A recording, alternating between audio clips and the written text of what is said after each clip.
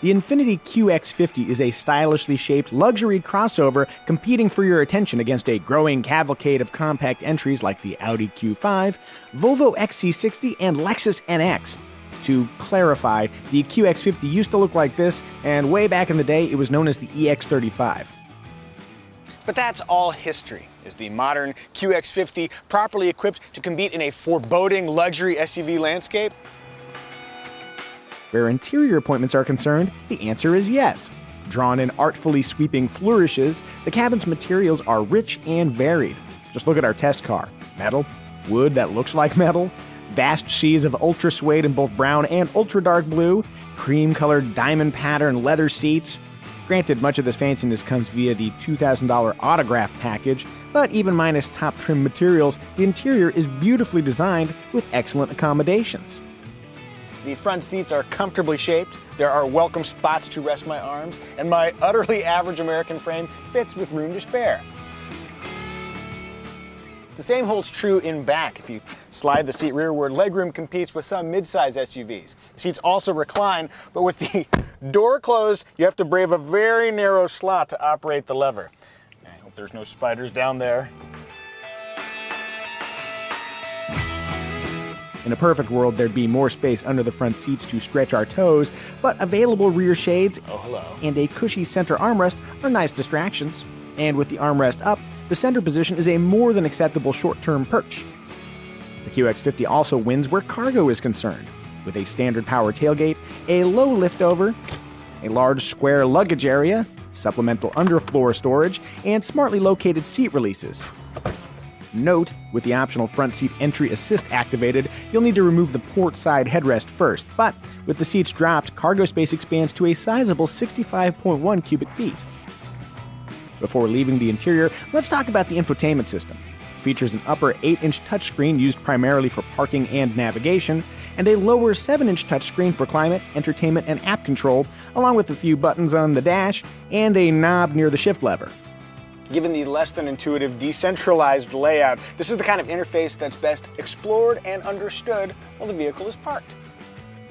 Experience will help smooth any interface challenges, but a more vexing issue is the lack of Apple CarPlay and Android Auto compatibility, at least at the time this video was made.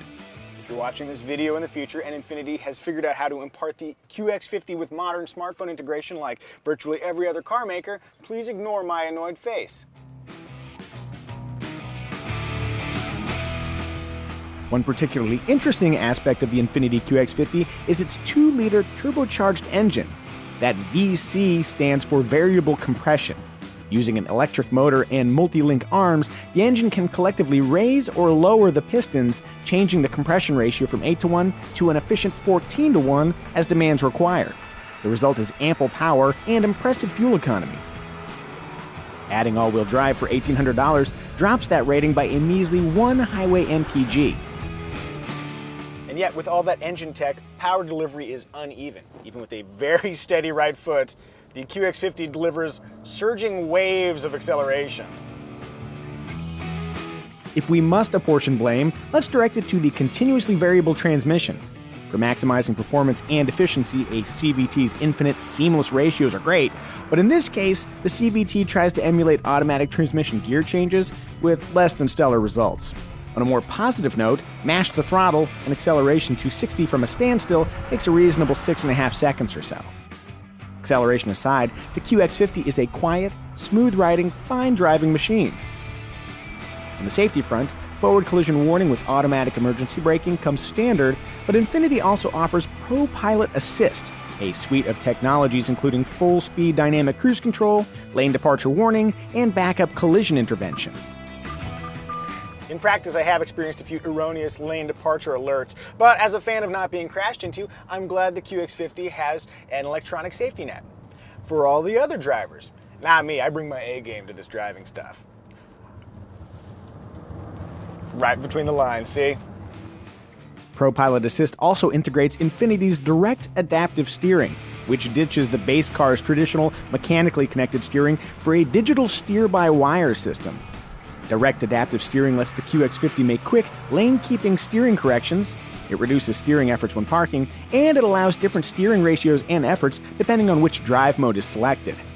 Nonetheless, for natural, engaging steering feel, it's hard to beat a physical connection. Which this one doesn't have, which is why I'm not feeling so engaged. Or natural.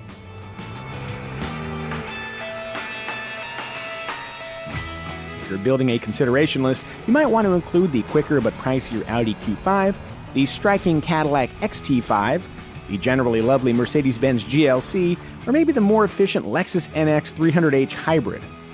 But if the Infiniti QX50 has captured your heart, expect to pay around $37,500 including destination charges for a base trim with leatherette seating, intelligent key access, and 19-inch wheels. That places the QX50 on the low end of the compact luxury SUV pricing spectrum. Utterly loaded with all-wheel drive, fancy leather, a panoramic moonroof, and a 360-degree camera system, the price rises to nearly $60,000. Both inside and out, the Infiniti QX50 brings a metric ton of style to the luxury SUV space. Is it perfect? No. But if you've got flaws, it helps to be pretty.